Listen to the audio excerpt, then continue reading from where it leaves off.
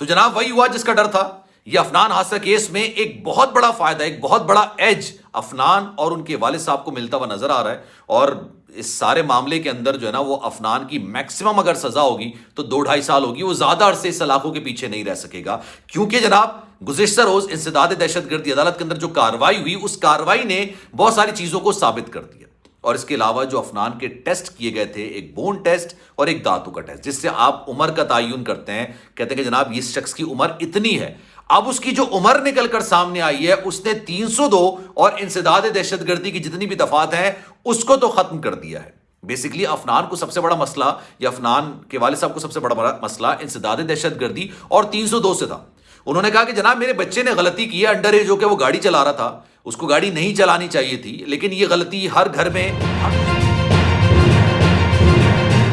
بسم اللہ الرحمن الرحیم. السلام علیکم, آپ سبھی کو خوش آمدید. میں ہوں سلمان مرزا اور آپ دیکھ رہے ہیں میرا یوٹیوب چینل اور Facebook page sum up with Salman Mirza. جناب والا بہت شکریہ یہ ویڈیو دیکھنے کے لیے آپ سبھی نے وقت نکالا ہے. ویڈیو کے آغاز میں تہہ دل سے آپ سبھی کا میں شکریہ ادا کرتا ہوں, لیکن اس دعا کے ساتھ کہ آپ جہاں ہوں خیر و عافیت سے ہوں, صحت مند ہوں اور تندرست ہوں. جناب لگ ایسا رہا ہے افنان حادثہ کیس کے اندر افنان اور ان کے والد صاحب کو ایک بہت بڑا ریلیف ملنے جا رہا ہے.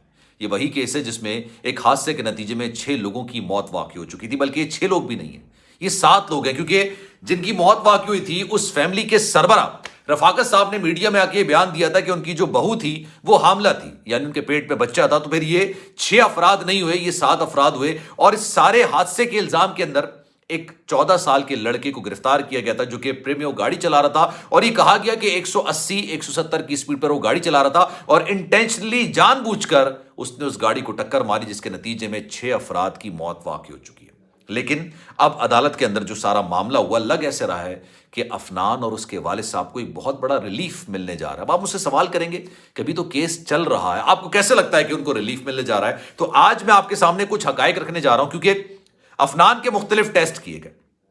اس میں پولیگراف ٹیسٹ بھی تھا, اس میں دیگر ٹیسٹ بھی تھے. اس ٹیسٹ میں جس میں بون کا ٹیسٹ کیا جاتا ہے, دانتوں کا ٹیسٹ کیا جاتا ہے, اس سے ایک انسان کی عمر کا اندازہ لگایا جاتا ہے کہ جناب اس کی عمر کتنی ہوگی. کیونکہ ہمارے ہاں تو برتھ سرٹیفکیٹ بھی جعلی بن جاتے ہیں, NIC تک جعلی بن جاتا ہے.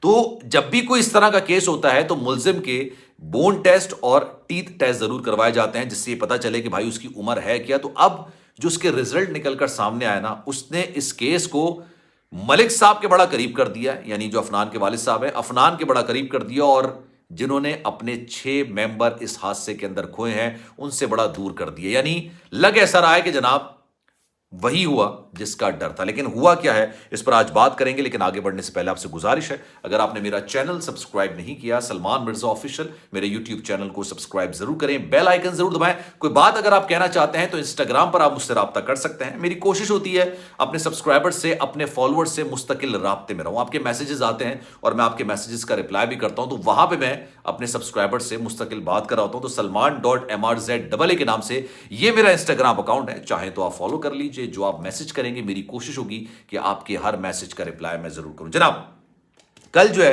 انسداد دہشت گردی کی عدالت کے اندر افنان کے والد صاحب کو پیش کیا گیا. پولیس مستقل یہ چاہ رہی ہے, کوشش کر رہی ہے کہ کسی طریقے سے افنان کے والد صاحب جو ملک صاحب ہیں ان کا ریمانڈ ان کو مل جائے, ان کی گرفتاری ان کو مل جائے. لیکن عدالت نے ان کا ریمانڈ بھی نہیں دیا اور ان کی گرفتاری کے حوالے سے بھی پولیس کو روک دیا اور ان کی ضمانت میں توسیع بھی کر دی. پولیس کا موقف یہ ہے کہ جب یہ حادثہ پیش آیا تو اس حادثے کے وقت جو ہم نے دیگر چیزوں سے اندازہ لگایا کہ بھائی یہ فون کی لوکیشن کہاں تھی, یہ تمام چیزیں نا پہلے کر لی جاتی ہیں کہ آپ کی لوکیشن ایگزیکٹلی تھی تو تھی کہاں.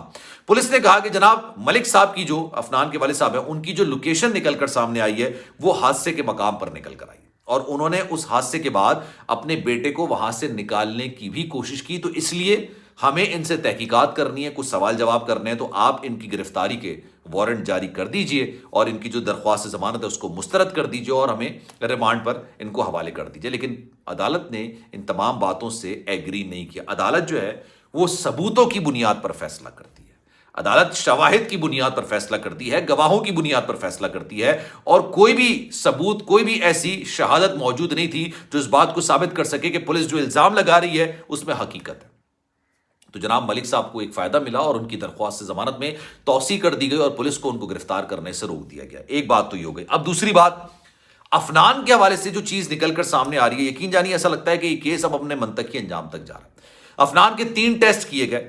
اچھا، افنان پہ 302 بھی لگی ہوئی ہے اور انسداد دہشت گردی کی دفعات بھی لگی ہوئی ہیں۔ ایک تو حادثے والا معاملہ تھا نا کہ بھائی گاڑی چلا رہا تھا، حادثہ ہوا، حادثے کے نتیجے میں اموات ہو گئیں، اس کو گاڑی نہیں چلانی چاہیے تھی، یہ انڈر ایج ہے، یہ کم عمروں کی گاڑی چلا رہا تھا۔ یہ تمام باتیں اپنی جگہ پہ، اس کی دفعات ہیں اور یہ دفعات لگی ہوئی تھی، لیکن ایک دن کے بعد 302 بھی لگائی گئی اور انسداد دہشت گردی کی دفعات بھی لگائی۔ 302 کسی کو قتل کرنے کی دفعہ ہوتی ہے اور اس کی سزا بڑی سنگین ہوتی ہے، یا تو پھانسی ہوگی یا پھر عمر قید ہوگی۔ اب ہوا یہ کہ 18 سال سے اگر آپ کم عمر ہوتے ہیں، اگر 18 سال سے کم عمر ہوتے ہیں تو یہ دفعات تو ہٹ جاتی ہیں، 302 بھی ہٹ جاتی ہے اور انسداد دہشت گردی کی دفعات بھی، یہ دونوں چیزیں ہٹ جاتی ہیں۔ افنان کے جو 3 ٹیسٹ کیے گئے ہیں، ان 3 ٹیسٹ میں سے جو دانتوں اور اس کا بون ٹیسٹ کیا گیا ہے، اس میں جو اس کی عمر نکل کر سامنے آئی ہے وہ 18 کیا، وہ تو 16 سال سے بھی کم نکل کر آئی ہے۔ 18 تو میں آگے کی بات کر رہا ہوں، 16 سال سے بھی کم اس کی عمر نکل کر آئی ہے، یعنی 14 سے 15 سال کے درمیان اس کی عمر نکل کر سامنے آئی ہے۔ تو یہاں پر اس کو ایک بہت بڑا ایج ملے گا، اس کو بہت بڑا ایج سینس میں ملے گا کہ اس کو انسداد دہشت گردی کی دفعات اس پر لاگو نہیں ہوں گی، اس پر 302 لاگو نہیں ہوگی۔ لیکن یہ جو حادثہ ہوا ہے، جو ملک صاحب یہ بات کہہ رہے ہیں کہ میرے بیٹے نے ایک غلطی کی ہے، لیکن یہ غلطی پاکستان کے ہر دوسرے گھر میں کوئی نہ کوئی بچہ کر رہا ہوتا ہے۔ ہر بندے کے پاس لائسنس نہیں ہوتے، اور ان کے اس انٹرویو سے پہلے لاہور کے اندر کریک ڈاؤن کیا گیا تھا، اور جو بچے انڈر ایج تھے، گاڑی چلا رہے تھے، ان کو گرفتار کیا گیا، جن کے پاس لائسنس نہیں تھے ان کو گرفتار کیا گیا۔ لائسنس ہونا بڑا لازمی ہے یار، آپ لائسنس نہیں رکھیں گے تو آپ گاڑی کس حیثیت سے چلائیں گے؟ لیکن پاکستان میں تو آوے کا آوے ہی بگڑا ہوتا ہے، تو ہر چیز چل رہی ہوتی ہے، کسی کو کوئی پوچھنا نہیں ہوتا، کچھ جانچنا نہیں ہوتا۔ اب جناب ہوا یہ کہ اس کی رپورٹ جب عدالت کے اندر جمع کرائی جائے گی افنان کی، اور یہ انڈر ایج ثابت ہو جائے گا، تو یہ 2 دفعات تو نکل جائیں گی۔ پھر جتنا بھی معاملہ ہوتا ہے نا، اس معاملے کے اندر میکسیمم جو اس کو سزا ہوگی وہ 3 سال کے قریب ہوگی یا 2.5 سال کے قریب ہوگی، اور اس سزا میں ہو سکتا ہے نرمی بھی ہو جائے، کیونکہ ہوتا یہ ہے کہ جب آپ 2 سال کی سزا سنائی جاتی ہے عدالت کی طرف سے، تو پھر عدالت کی اپنی صوابدید ہوتی ہے کہ وہ اس سزا کو بھی ختم کر دیں، ایگزمپٹ کر دیں، وہ سزا کو ختم کر دیا جاتا ہے۔ تو یہ اس سارے معاملے کے اندر افنان اور ان کے والد صاحب کو بہت بڑا ایج اور ایک فائدہ ہوتا ہوا نظر آ رہا ہے۔ اب افنان صاحب کے جو والد ہیں، انہوں نے میڈیا سے گفتگو کرتے ہوئے، ان کے وکیل نے بھی یہ بات بولی کہ جناب ہمیں ہمارے موکل کو یعنی ملک صاحب کی گرفتاری کی بات کی جا رہی ہے، یہ تو وہاں پر موجود ہی نہیں تھے۔